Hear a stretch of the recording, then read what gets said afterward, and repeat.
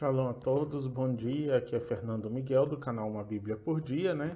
Hoje vamos falar sobre a Bíblia explicada e explicar um pouquinho sobre as Bíblias em esboço, né? Que tratam mais ou menos de um diferencial da Bíblia, né? Assim como Bíblias ilustradas e tal. Essa daqui é a Bíblia explicada, produzida pela CPAD, né? Essa daqui é de 1997, 12ª edição, tá? Só conferir aqui, ela é produzida por S.E. McNair.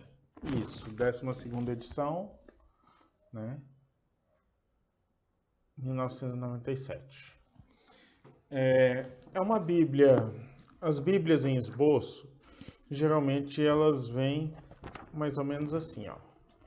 O livro e o esboço deles, né?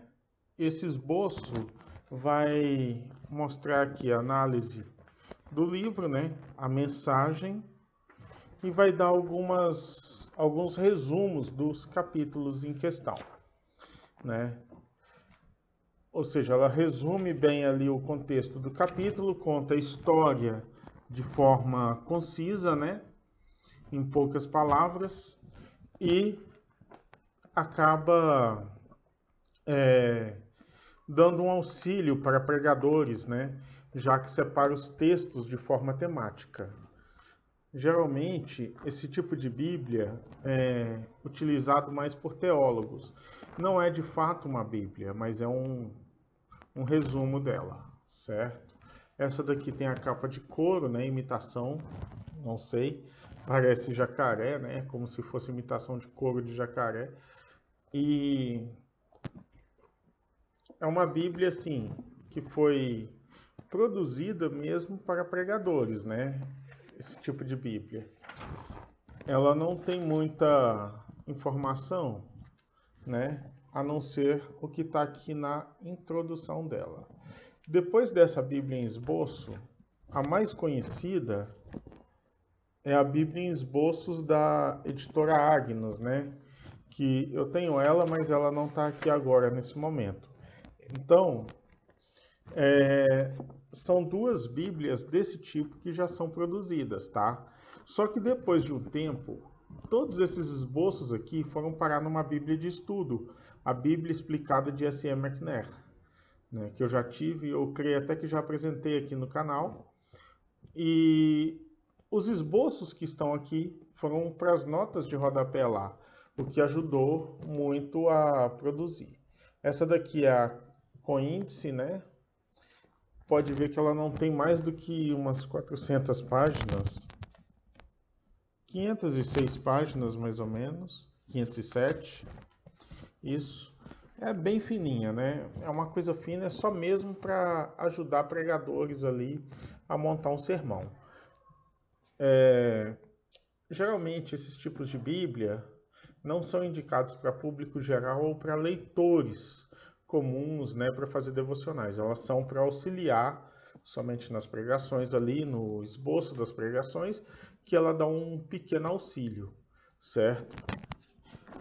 Bíblia em esboço, ela entra na categoria de Bíblias especiais, porque Bíblias especiais são aquelas ilustradas, são as Bíblias em esboço, como falei, Bíblias que são as porções, né? Só o Antigo Testamento, só o Novo Testamento, são as Bíblias especiais. Por quê? Porque elas vão tratar ali de um contexto completamente diferenciado da Escritura, que não tem o texto completo, ou que não tenha muita informação ali, que tudo é muito resumido. Por isso que eu classifico como Bíblias especiais. E a Bíblia em esboço, ela não é diferente disso, né? Ela é só um resumo. Essa daqui, vou pegar um resumo aqui de um livro, né?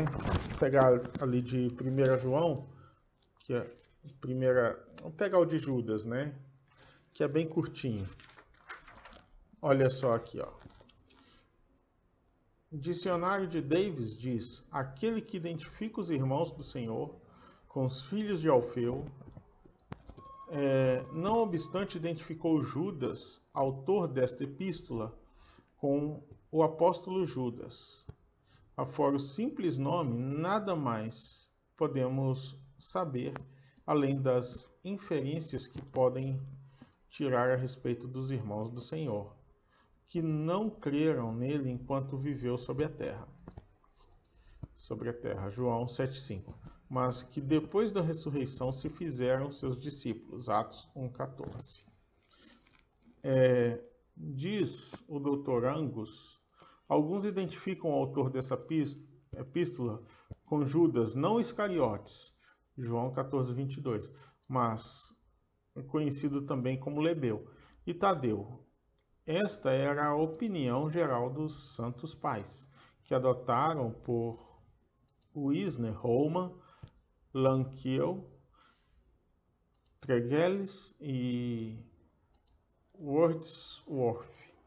Outros combatem essa ideia sustentando que Judas tivesse sido apóstolo e ele se referia a si mesmo como tal, e não se apresentaria como irmão desse ou daquele. Além disso, a referência aos apóstolos no versículo 17 dá-se a entender que o autor não pertencia ao seu número. O mais provável é que Tiago, bispo da igreja em Jerusalém, a este Judas eram os irmãos do Senhor a que se refere Marcos 13,55. Esta é agora a opinião mais seguida pelos expositores. Tema: contender pela fé. Nesta breve carta é prevista a apostasia da igreja professa em 2 Timóteo e 2 Pedro, e é considerada como já iniciada. Divisões, introdução, 1 e 2, ocasião da epístola, 3 e 4, apostasia é uma possibilidade, 5 a 7, ensinadores apóstatas descritos 8 a 19, e os santos consolados, 20 e 25, comentado por Scofield.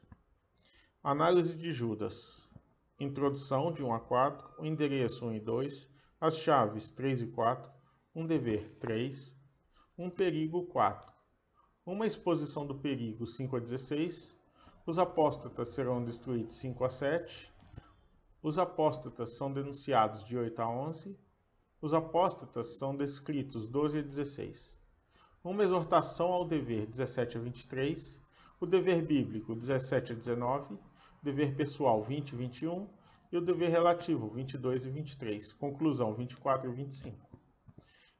Ilustrações extrabíblicas para ilustrar a doutrina que representa, Judas recorre como Paulo em certos casos, fontes fora da escritura. A referência disposta entre Miguel e o diabo acerca do corpo de Moisés foi, segundo se diz, tirada da Assunção de Moisés, obra judaica apocalíptica que supõe ter sido escrita pelos anos 50 a.C.,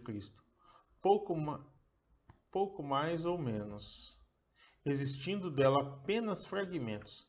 A obra etíope, livro de Enoque, que é citado entre os versículos 14, era bem conhecida nos tempos da compilação do Novo Testamento, notando-se coincidências de pensamento e da linguagem de algumas das epístolas paulinas e a epístola aos Hebreus e no Apocalipse.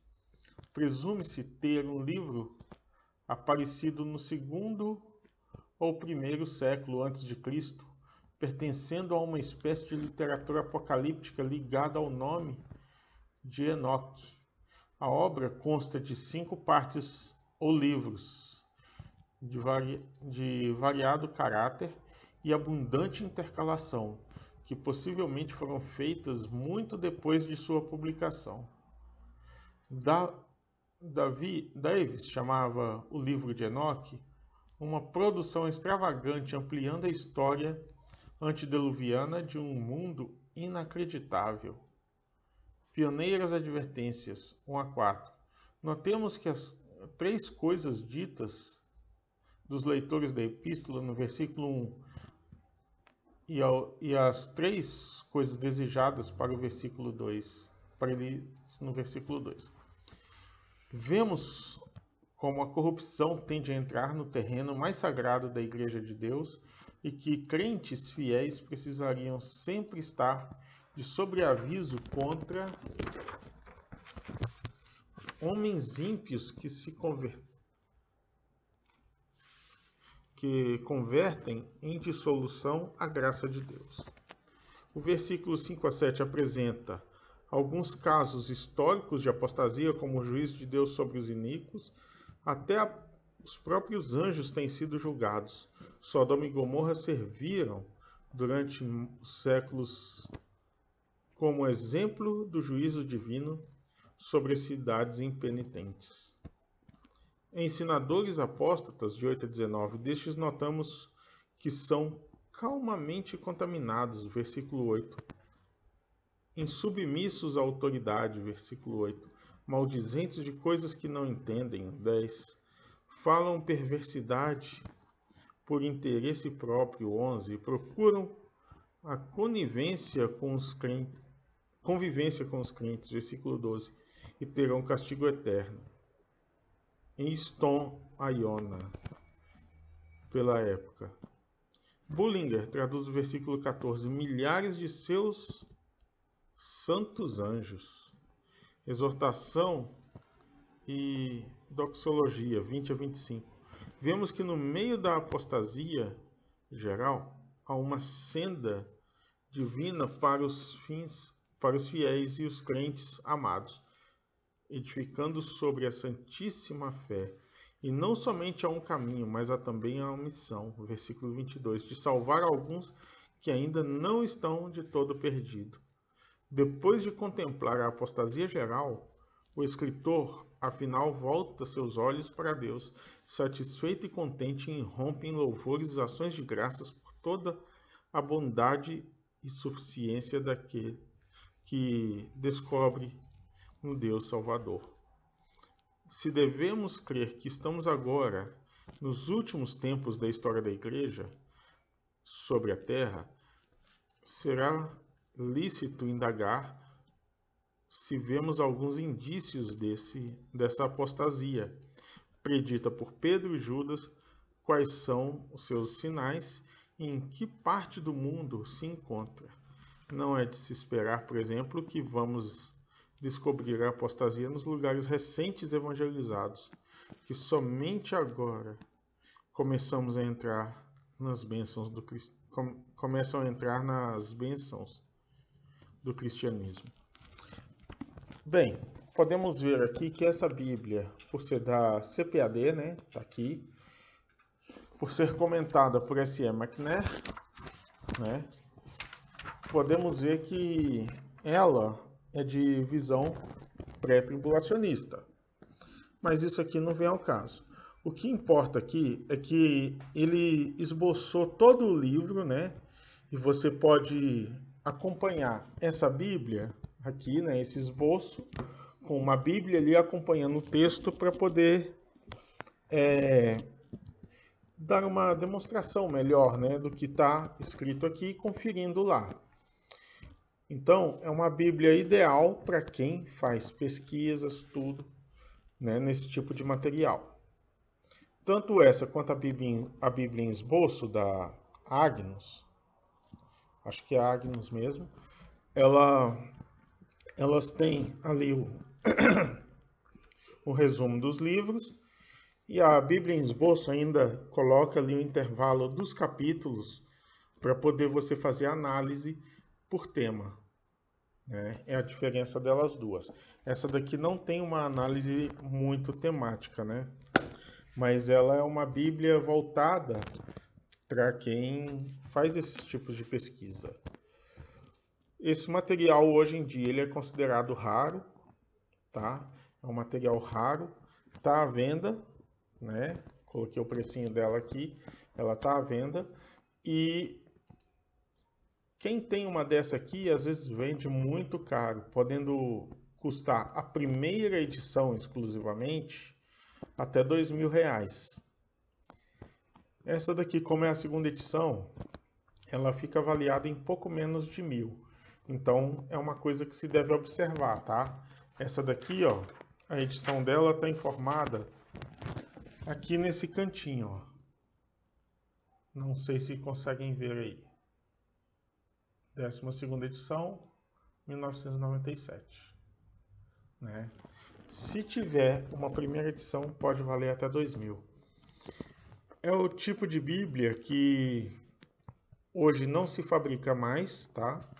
Porém, ela vem com todas essas notas, todos esses estudos na Bíblia de Estudo Explicada de S.E. McNair, que estava disponibilizada há um tempo atrás na CPAD, mas que também já saiu de linha, certo?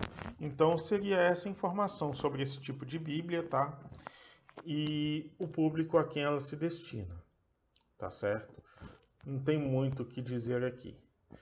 Mas vou apresentar também outras Bíblias e outras explicações futuramente, tá certo? Um grande abraço a todos. Shalom. Quem quiser, se inscreva no canal aí, curta e compartilhe nas redes sociais, tá? E se alguém desejar fazer alguma contribuição, estou deixando a chave Pix aqui no final do vídeo e na descrição aqui embaixo, tá bem? Pode fazer a contribuição de qualquer valor através dessa chave Pix. Um grande abraço a todos, a paz.